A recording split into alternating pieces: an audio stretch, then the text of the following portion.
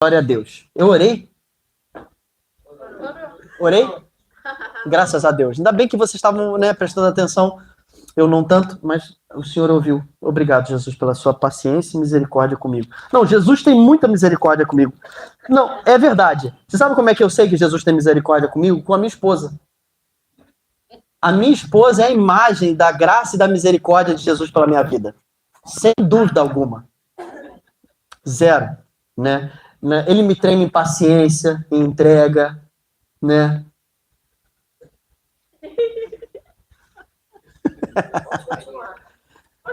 Não, vocês não entenderam. É ele que me treina em paciência, tá entendendo? Ela tira a minha paciência. Eu vou te explicar a piada, não entendeu, né, cara?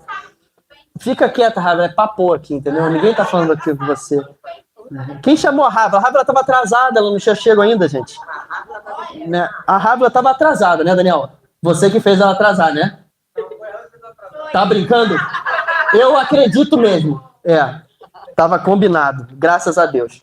Gente, eu quero me deter aqui hoje num texto, e aí se o Guilherme puder botar lá pra gente, é o texto de João 4. É um texto, cara, que ele é muito tremendo. Obrigado pela água. Não, sei que era pra você, tá na porta. Não quero não. O texto de João 4, ele é um texto tremendo. Eu queria que a gente pudesse aqui, ó, fala aí, grande Levi. Tamo junto. João 4, só existe um João 4 na Bíblia. NA, pô, você tá forte mesmo, né, cara? Cara, esse pessoal da mídia. Ô, cara. Esse pessoal só eu, tá ligado? Graças a Deus. É profética, é profética. Aleluia. Aceita e recebe. Amém. Aleluia. Graças a Deus. Vamos lá. João 4. Vamos orar. Abaixa sua cabeça aí. Fala com o Espírito Santo. Pede para ele falar o seu coração. Espírito Santo, fala o nosso coração. Nós colocamos a nossa vida diante de você. Reconhecemos que tu és Deus. Eu peço, Senhor, que o Senhor ilumine os olhos do nosso entendimento e nos dê capacidade de ouvir a sua maravilhosa voz. Em nome de Jesus. Amém e amém. Aleluia. Eu vou comprar aqueles microfonezinhos assim, ó, né? Fica chique, você não acha? Aquele assim, tipo, cara, né? Parece aqueles pastor gospel chique, né, cara? Vou usar relógio Rolex. Vocês vão me amar ainda se eu virar desse jeito? Eu duvido. Vou meter o pau em mim. Aleluia. Glória a Deus. Você tá rindo aqui, ninguém falou. Ó, João 4. Não tava falando de você agora? Você entendeu? Ela tá com síndrome de protagonista. Vamos lá, tá? Muito bom. Alguém bota aí o cronômetro aí, eu vou pegar em mais ou menos minutos.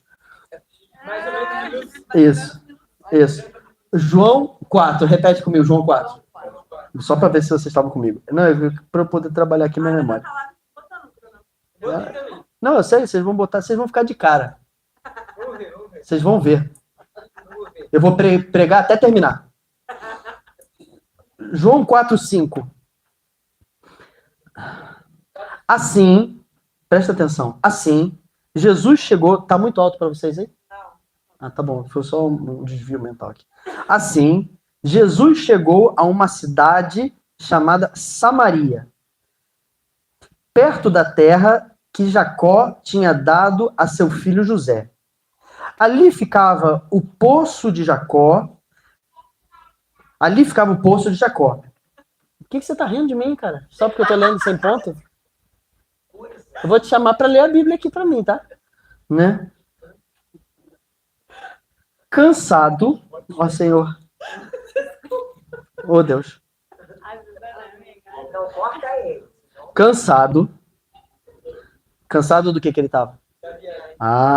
Tá escrito aqui, né? Jesus sentou-se junto ao poço, era por volta do meio-dia. Presta bem atenção aqui.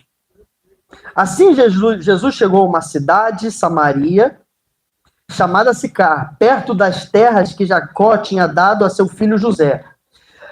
Jesus estava andando por um lugar, ok? E aí, então, ele chega nesse lugar, que era Samaria. E era onde Jacó havia cavado um poço. E poço, para as cidades, era algo extremamente importante. era um dos marcos mais essenciais de que Deus havia abençoado aquele lugar. E que ele tinha confirmado de que você poderia morar naquele lugar porque haveria provisão da terra para a sua vida, para a sua família, para a sua cidade. Então, uma cidade construída a partir de um poço, ela reconhecia que Deus estava abençoando ela. Era uma forma material de reconhecer que Deus estava com eles. Então, Jesus está chegando nesse lugar e tudo que Jesus faz é extremamente intencional. E ele chegando então nesse lugar, é importante lembrar que é Samaria. Samaria, os judeus e os samaritanos, eles têm um problema de divisão entre eles, porque os judeus não reconheciam os samaritanos como judeus puros, judeus dignos de sentar na mesma mesa, ainda que eles fossem também judeus. E aí então Jesus está chegando nesse lugar onde as pessoas são povo hebreu, mas eles são como se fossem de uma outra classe. E aí, exatamente nesse momento, Jesus ele se cansa. E tem uma coisa que me chama muita atenção na Bíblia, quando vai falando de Jesus sendo Deus. Muito obrigado. Já está na hora de eu acabar. Comecei terminando. Já que eu tenho pouco tempo, eu vou começar pelo fim, tá? Então, assim, é que a Bíblia, ela realmente se compromete a falar peculiaridades a respeito de Jesus, mesmo sendo Deus, que para nós não podemos nos esquecer disso. Porque às vezes nós estamos numa crise maligna, babilônica, de tentarmos ser como Deus. A gente fica como humanos tentando ser deuses. E quem da terra tenta alcançar o céu vai viver frustrado, exausto, angustiado, ansioso. Enquanto, na verdade, a imagem correta é tendo entre vós o mesmo modo de pensar de Cristo Jesus, que mesmo sendo Deus, não considerou que deveria se apegar ao fato de ser Deus e se esvaziou. Então, o que nós precisamos pensar a respeito disso, dessa humanidade de Jesus, é que, assim como Jesus viveu, nós fomos chamados para viver também. Fica comigo, presta atenção. E às vezes nós estamos tentando sermos super-humanos, enquanto Jesus fez de tudo, menos tentar ser super-humano. Na verdade, ele é espírito e, tendo vindo do céu, encarnou e fez carne para ser completamente humano e espiritual. Nós não somos seres humanos tentando ser espirituais, nós somos espíritos aprendendo a sermos humanos. E uma das coisas importantes da humanidade é se cansar, é sentir fome, sede. A própria Bíblia diz, então Jesus teve fome. E aí veio Satanás e o tentou. A Bíblia não está tentando esconder a humanidade revelada de Deus encarnado. Jesus ficou angustiado a ponto, por causa da traição, por causa da cruz e por causa daquilo que ele ia viver, e suou sangue e pediu para o Pai livrar dele aquele cálice. É natural do humano tentar abortar o plano no último minuto. Mas, sendo espírito, tem capacidade de não se mover como um humano somente, mas tendo consciência da sua origem, dizer, Pai, afasta de mim esse cálice, mas seja feito sua vontade. Percebe? Tem uma coisa que a gente precisa entender para que a gente possa compreender as Escrituras, são 3 coisas. Repete assim, 3 coisas. Fala assim, 3 coisas. Aí você vai baixar o dedo quando você repetir cada uma, tá? Contexto. Segunda. Contexto. A terceira. Contexto.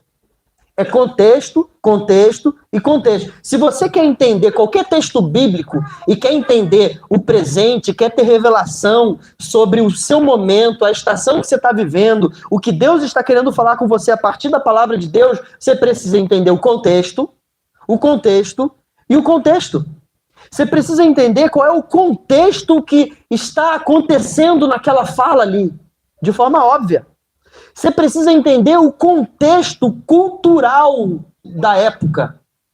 Você precisa entender o contexto que Deus está querendo comunicar a partir daquela verdade. Porque se você não entende contexto, você abre a Bíblia, diz lá assim, Judas foi lá e se enforcou. Aí você abre outro versículo, vai lá e faça o mesmo. Percebe? Se você não entender contexto, as mulheres começam a usar véu, mulher não pode liderar. Se você entender contexto, você não consegue ter capacidade de interpretar aquilo que é a verdade contemporânea de Deus falando agora para você, pro dia de hoje, para esse momento.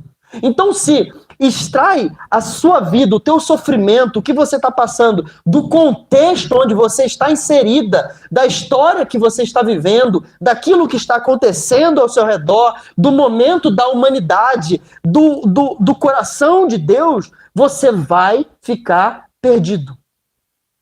Isso serve para qualquer coisa, mas principalmente para você entender a Bíblia.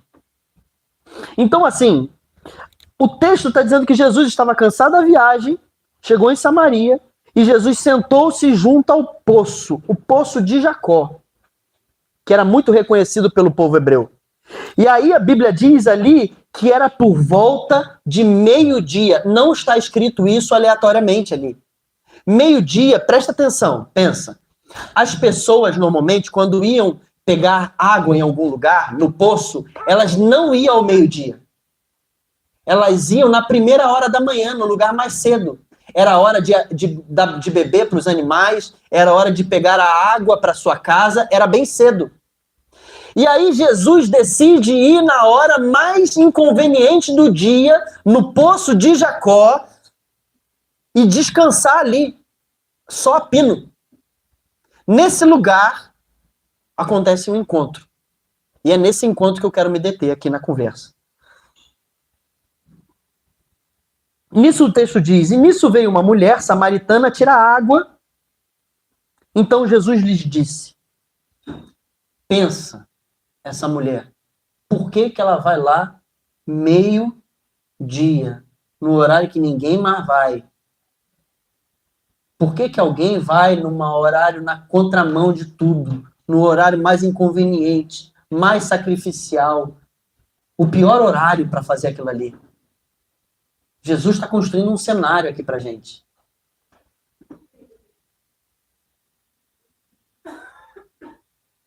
Então Jesus disse, dê-me um pouco d'água. Pois os seus discípulos tinham ido à cidade comprar alimento. Então a mulher samaritana perguntou a Jesus, como sendo o Senhor, um judeu pede água a mim, que sou mulher samaritana? Presta atenção, gente. Fica comigo aqui. Você imagina Jesus. Jesus chegou lá no poço. Aí vem uma mulher samaritana. E aí, ao meio-dia, ele olha para essa mulher e fala, dá-me um pouco d'água. Presta atenção. Muitas vezes, Jesus pede coisas para nós. Coisas que ele mesmo poderia fazer, cara. Quando Jesus está pedindo uma coisa para você, não significa que ele está impotente, incapaz de fazer aquilo ali. Muitas vezes Jesus pede alguma coisa para nós porque ele quer revelar o nosso coração, muitas vezes. Eu sei que ela é linda demais e 10 vezes mais linda do que eu, tá? Mas eu queria pedir muito que você conseguisse trabalhar aqui assim a sua capacidade de olhar para a minha belezura. Aleluia. Presta bem atenção. Sempre que Jesus pede alguma coisa para nós, ele está à procura de algo. E não é algo que ele não possa fazer. Na verdade, tem mais a ver conosco do que com ele mesmo. Jesus quer revelar o nosso coração, quer revelar os nossos medos, muitas vezes. Quando Jesus pede alguma coisa para você e ele fala assim, ei, vai lá e faz isso. Ei, me dá isso. Ei, me entrega essa coisa. Jesus, na verdade, muitas vezes ele quer trazer à luz os nossos paradigmas. Muitas vezes ele quer ampliar a nossa perspectiva. Ele quer simplesmente tocar em coisas maiores. Quer trazer os nossos olhos para coisas maiores. Eu queria que você pudesse olhar um pouco aqui o desdobramento dessa conversa. Vocês estão comigo? Tá fazendo sentido para você? Aleluia. Glória a Deus. Como sendo o Senhor judeu, pede água a mim, que sou mulher e samaritana. Pensa, essa mulher, na sua infelicidade, vai na pior hora do dia, escondida, para que ninguém visse ela. Na hora que ela sabia que ninguém ia estar lá. E ela vai lá pegar água para saciar a sua sede, a necessidade da sua casa. E lá ela tem a infelicidade de ter uma pessoa, e não é qualquer pessoa, é um judeu. Os judeus rebaixavam os samaritanos. E aí vem esse judeu, e não é só judeu, é homem, podia ser uma mulher judia ainda, mas era homem. E aí, imagina, cara, olha que coisa tremenda isso aqui. A primeira coisa que essa mulher pensa, ela fala assim, como que você, um judeu, vem falar com uma mulher e samaritana ainda? Ela não está repreendendo ele, na verdade, ela está se reduzindo. Ela estava acostumada a não ser vista, a não ser percebida. E ela estava procurando exatamente os lugares, o meio, as cadeiras, os assentos, onde ela não iria ser percebida. E nesse lugar, a pessoa mais peculiar possível pede para ela água. Percebe? E aí é muito interessante, cara, que Jesus responde assim, olha que louco que está escrito aqui.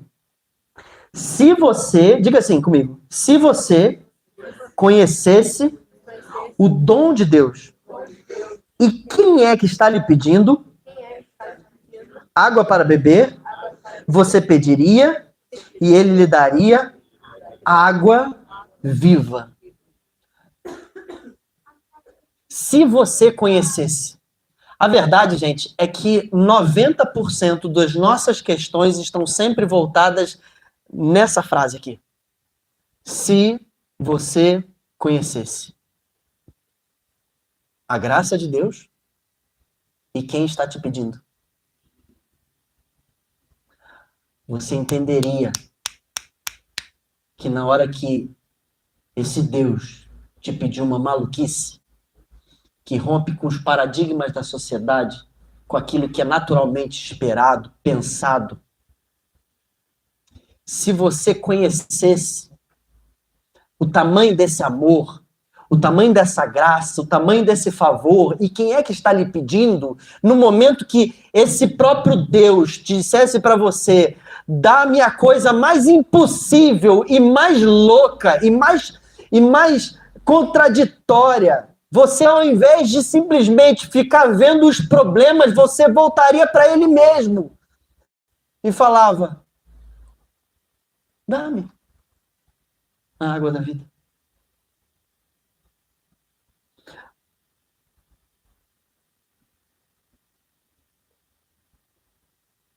A grande parte das coisas que nós vamos vivendo vão nos impedindo da gente perceber aquilo que Jesus está querendo fazer na nossa vida. E eu queria que você se atentasse aqui, assim, ó, é um pedido. Jesus, eu acho Jesus tremendo. Eu sou apaixonado por Jesus, tá ligado? Porque, assim, ó, o nego fala pra mim assim, cara, você crê na Bíblia? Pô, eu era um dos primeiros a não crer.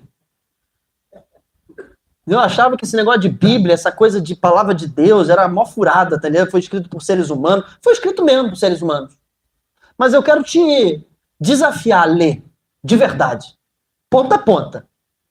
Se você não ficar abismado, no mínimo, você não leu.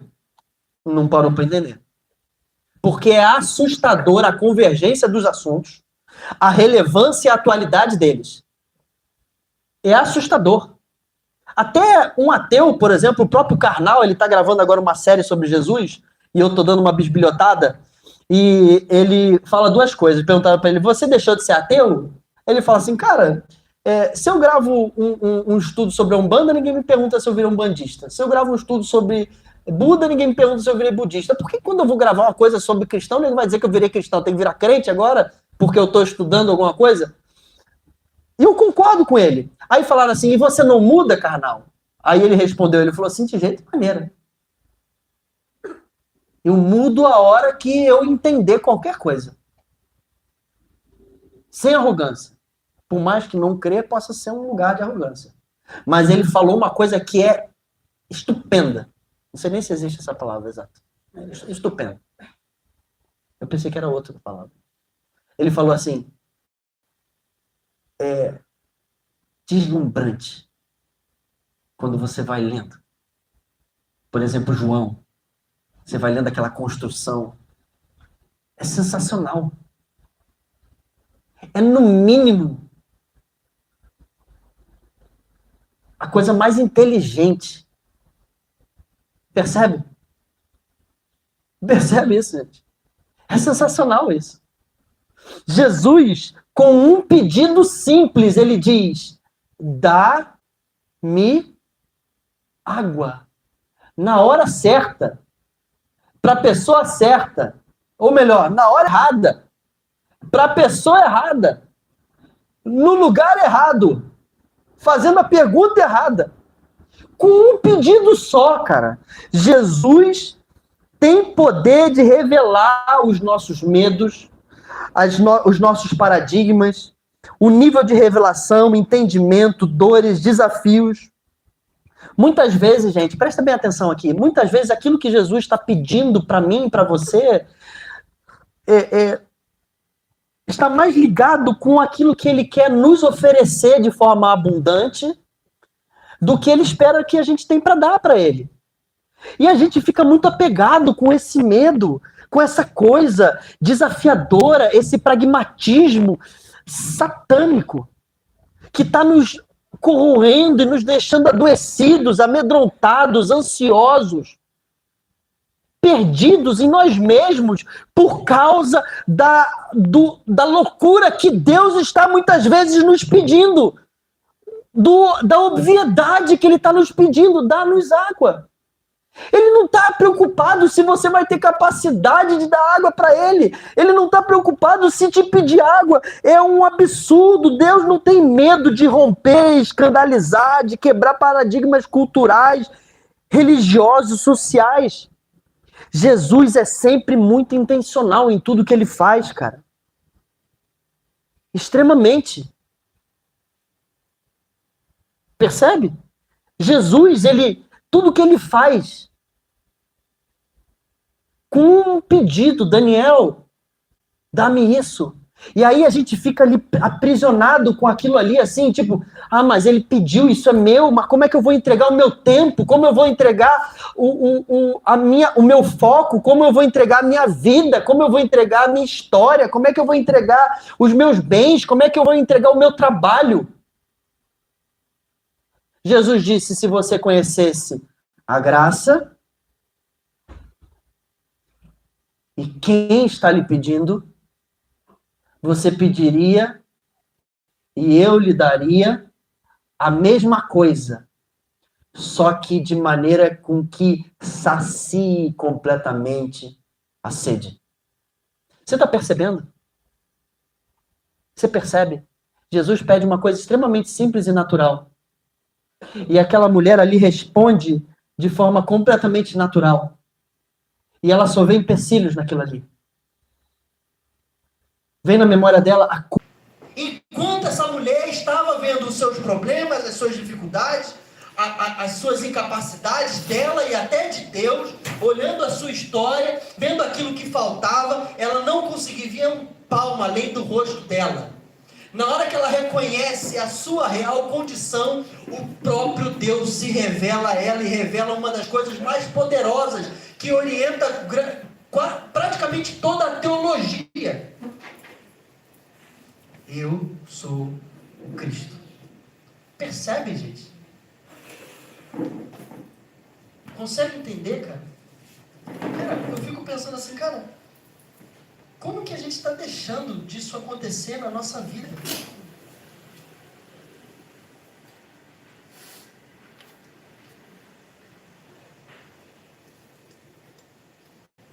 E aí, olha o que acontece aqui. Naquele momento chegaram os discípulos de Jesus. Eu estou acabando, tá? Naquele momento chegaram os discípulos de Jesus. e se admiraram ao vê-lo falando com uma mulher. Pensa, eu queria terminar nisso aqui, tá? Isso aqui é muito importante. Olha a gravidade disso aqui. Imagina o cenário. Esses discípulos estão caminhando com Jesus há muito mais tempo que essa mulher. Não é verdade? Viram um monte de coisa acontecer até ali. Aí agora, eles chegam lá em Samaria, Jesus chega no poço junto com eles, esses discípulos vão para dentro da cidade, beleza? Ok? Comida para todo mundo. Aí esses discípulos agora vão lá buscar comida e voltam. E na hora que eles voltam, vê Jesus fazendo o quê? Falando com a mulher, e essa mulher era samaritana ainda. Aí esses discípulos ficam admirados, ficam assim, cara, o que está acontecendo ali? Mas não tem coragem de pensar, de perguntar e de... Não tem coragem de botar a boca para fora e falar, Jesus, o que você está conversando com essa mulher? Jesus, o que está vendo? Eu não estou entendendo. Jesus não teria problema de explicar. Quantas vezes nós estamos guardando coisas dentro do nosso coração, segundo os nossos paradigmas, colocando em xeque aquilo que o próprio Deus está fazendo e não reconhecendo que Deus é soberano e sábio e que Ele não está se desviando do seu propósito único. E aí, mas nenhum deles perguntou. E quando a mulher, tendo ouvido aquilo, deixou, diga assim, deixou o seu cântaro e foi à cidade e disse ao povo: venham comigo, vejam um homem que me disse tudo que eu já fiz. Não seria ele o Cristo? Então saíram da cidade e foram até onde Jesus estava. Enquanto isso, os discípulos pediam a Jesus dizendo: mestre, coma. Mas ele lhes disse: tenho para comer uma comida que vocês não conhecem. Então os discípulos começaram a dizer entre si: será que alguém lhes trouxe o que comer? Jesus lhe declarou: a minha fazer a vontade daquele que me enviou e realizar a sua obra. Vocês não dizem que ainda falta 4 meses até a colheita? Eu, porém, lhes digo: levantem os olhos e vejam os campos, pois estão maduros para a colheita. Presta bem atenção aqui.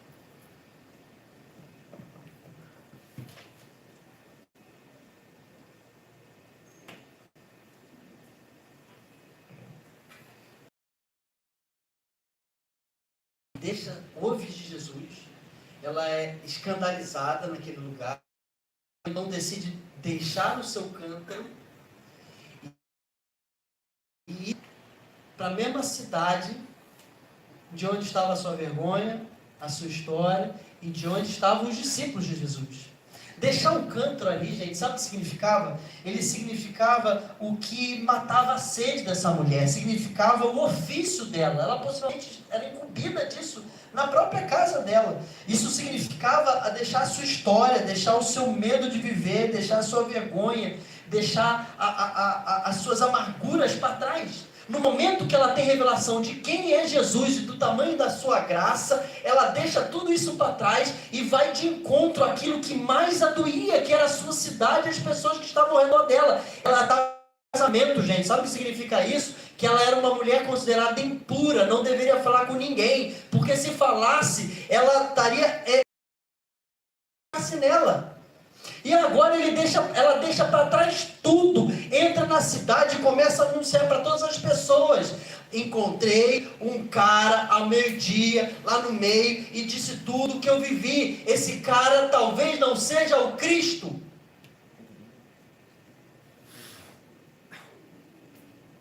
Essa gente toda fica impactada com essa mulher que antes era envergonhada, tímida, escondida, não ia nem na mesma hora buscar água que as outras mulheres todas dignas da cidade iam. E agora essa mulher estava radiante, renovada, comunicando a toda a cidade o que ela estava vivendo. E quando ela volta da cidade, o que ela traz? O que o texto diz que ela traz?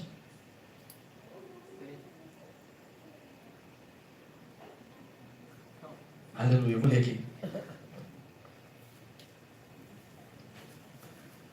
O texto diz: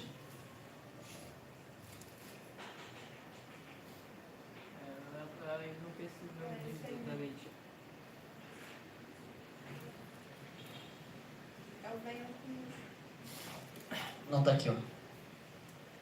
Muitos samaritanos naquela cidade creram em Jesus por causa do testemunho da mulher que tinham dito: ela me disse tudo o que eu já fiz.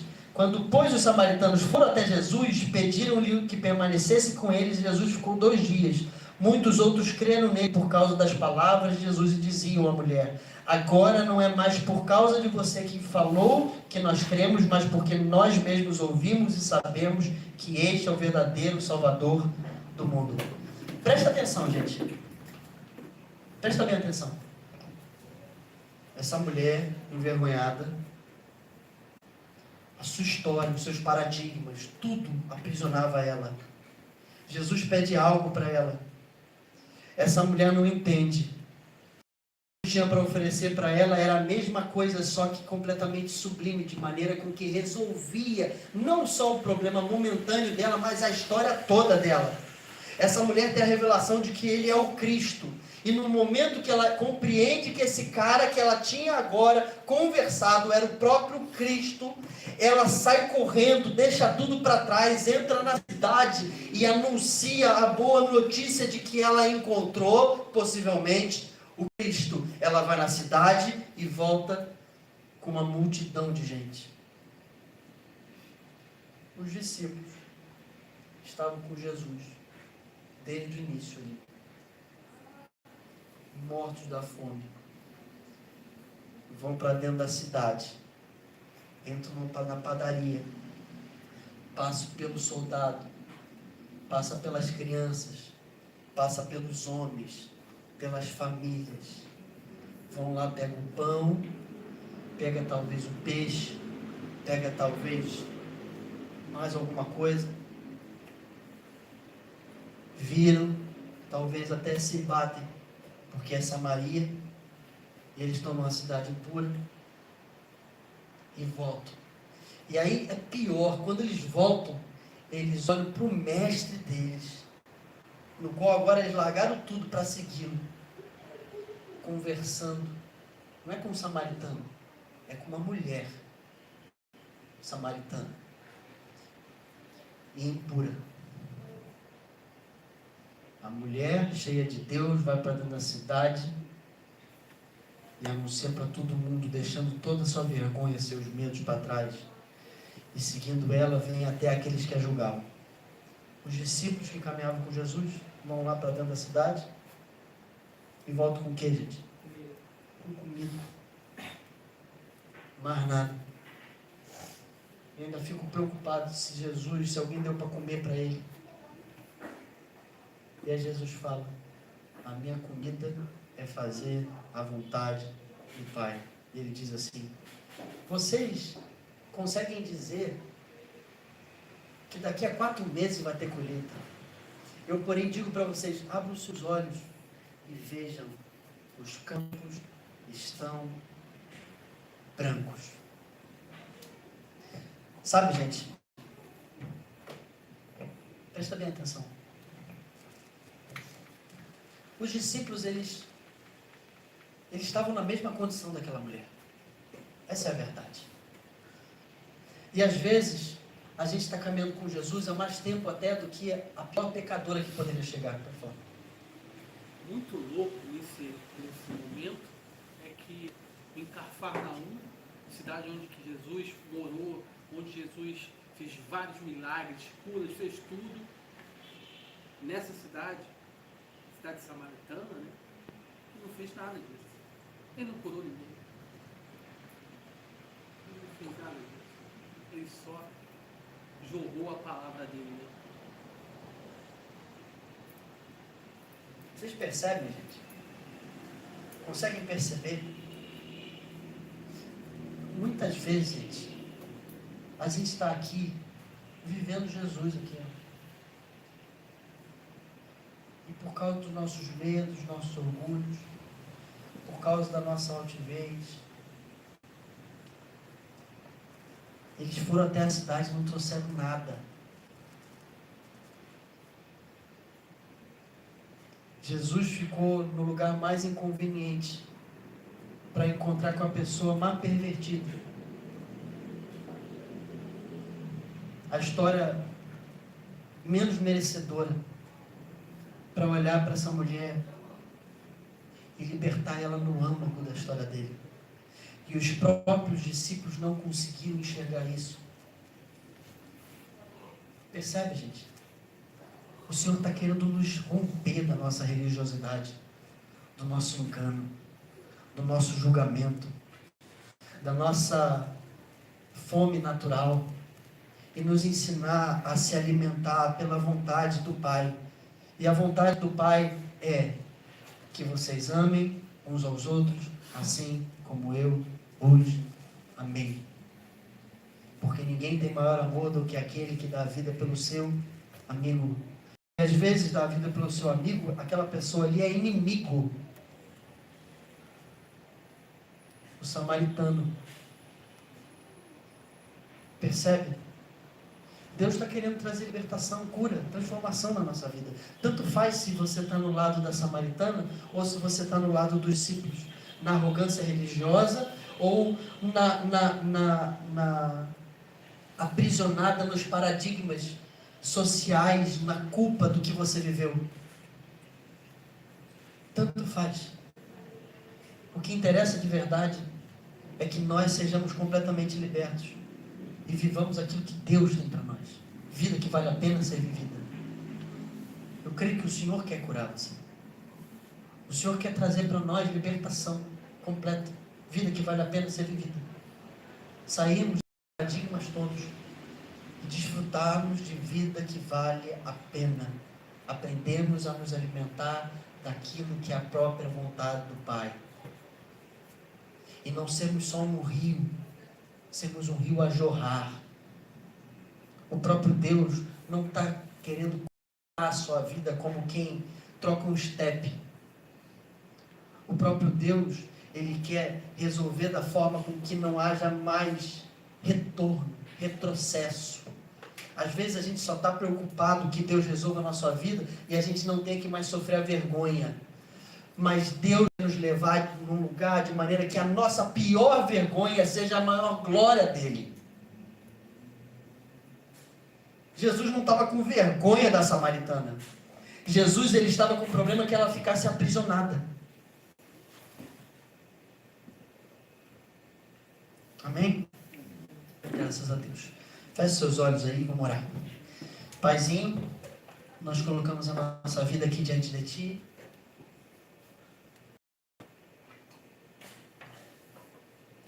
E pedimos que o Senhor ilumine nosso coração, que o Senhor nos traga a cura, vida que vale a pena ser vivida. Ó Senhor, talvez você tenha chegado aqui nessa situação. Talvez você esteja aqui nessa condição da vergonha da samaritana.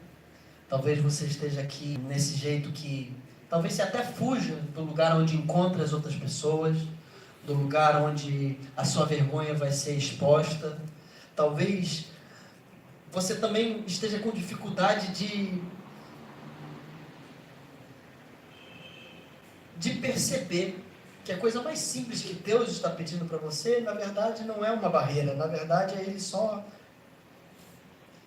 querendo colocar no seu coração aquilo que Ele tem para te dar, aquilo que Ele tem para oferecer para você. Só que não de forma passageira, não de forma momentânea. Às vezes, você está preocupado com uma necessidade, uma carência, mas Deus quer te dar uma aliança, quer te dar uma transformação, quer te dar uma família, uma história que vale a pena de verdade. Mas talvez você seja um dos discípulos ali, que só pensa nas coisas naturais, que até crê em Jesus, caminha com Ele, vive com Ele, mas não consegue compreender as maiores, as pequenas sutilezas.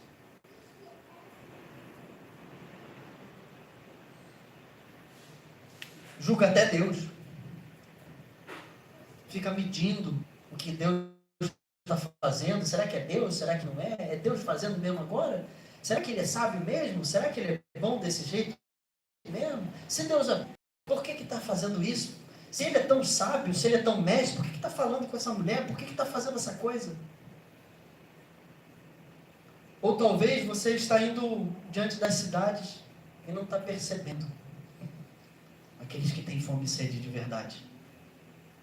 E que o alimento que você tanto espera, a água da vida que você tanto sacia, está em cumprir a vontade do seu Pai. Talvez você esteja ocupado demais com a sua própria vida, pensando agora eu tenho que cuidar de mim. Eu tenho que alimentar a mim mesmo. Enquanto, na verdade, o que te alimentaria, o que saciaria a sua fome, a sua sede, seria que nem aquela mulher que deixou o cântaro para trás. Deixou toda a capacidade que ela teria de saciar sua própria sede pelos seus próprios braços e foi na direção de fazer a vontade do Pai. Então eu queria que, se você está numa dessas duas condições, abra suas mãos, eu vou orar por você.